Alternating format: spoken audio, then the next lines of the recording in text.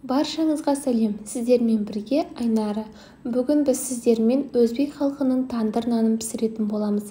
Нанымыздың ерекшелігі нанды духовкада емес қазанның қақпағында пісіреміз.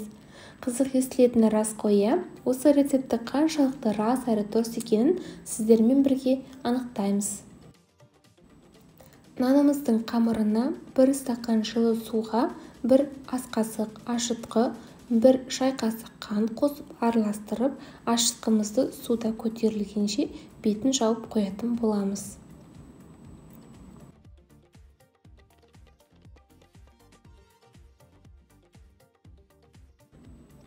Осы уақытта електен өткізілген 500 грамм ұнымызға 1,5 қасыққа таяу шай қасық тұз қосып араластырып, ортасын ашып дайындап алатын боламыз.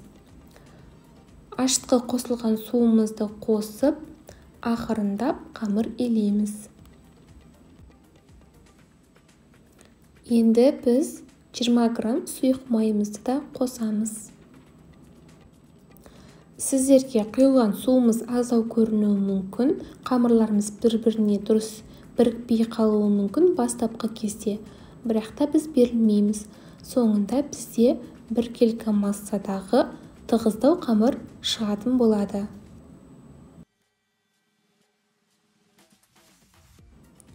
Мінекей қыздар, көріп отырғандарыңыздай тығыздығы орташа пельменнің қамыры сияқты бізде қамырымыз дайын болды. Енді осы қамырымыздың көтерілуі үшін бетін жауып 1-1,5 сағатқа жылы жерге қалдыратын боламыз.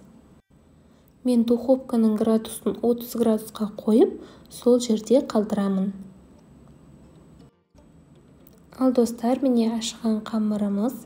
Осы қамырымызды 1 сағаттан кейін алдым. Осылай бірлеп илеп, бетін жауып 10 минутқа қалдырамыз. Осы аралықта бос қазанымызды дайындаймыз. Менің қазаным барлығыңыздағы қазандарға ұқсас, кәдімгі өзіміздің үйдегі бар қазан. Қазанымызды бос күйінде орташа отта қоямыз. Түбі қарайып кетпес үшін аздап тұз септім. 10 минуттан кейін қамырымызды алып, бір формаға келгенше илеп аламыз. Енді қамырымызды 1/2 бөлікке бөліп алатын боламыз. Таразы қолдансаңыздар да болады. Мен көз мөлшерімен бөліп алдым. Құрметті менің көрерменім, егер де сіз менің каналымна бірінші рет болып отырсаңыз, каналымның әрі қарайына дамуына өз үлесіңізді қоса кетуіңізді сұраймын. Ол үшін каналға тіркеліп, лайк басып, пікір қалдырсаңыз жеткілікті. Мінекей енді осы екі қамырды ыдысымызға салып, арасына жабылып қалмас үшін белка қойып, бетін жауып, кішкене 10 минутқа қалдыратын боламыз. Одан кейін ыстық қазаннан абайлап қақпағын алып, қақпақты 10 минут басқа плитада қыздырамыз. Бір қамырымызды алып, күлшелеп бастайтын боламыз. Ортасын жұқарақ етіп жайып, шет-шетін қалыңдау қылып жаясыздар. Бетіне әдемі узор жасау үшін осы сияқты стакан, кез келген бір әдемі узоры бар ыдыспен осылай басып, кейін вилканың көмегімен торкөстер салсаңыздар болады. Үйлеріңізде бар болса, нан ұрғышпен ұра салсаңыздар да болады. Енді қызып тұрған қазанымыздың қақпағын абайлап қазанның бетіне қойып аламыз. Енді нанымыздың бетіне жұмыртқаның ақуызын жағатын боламыз.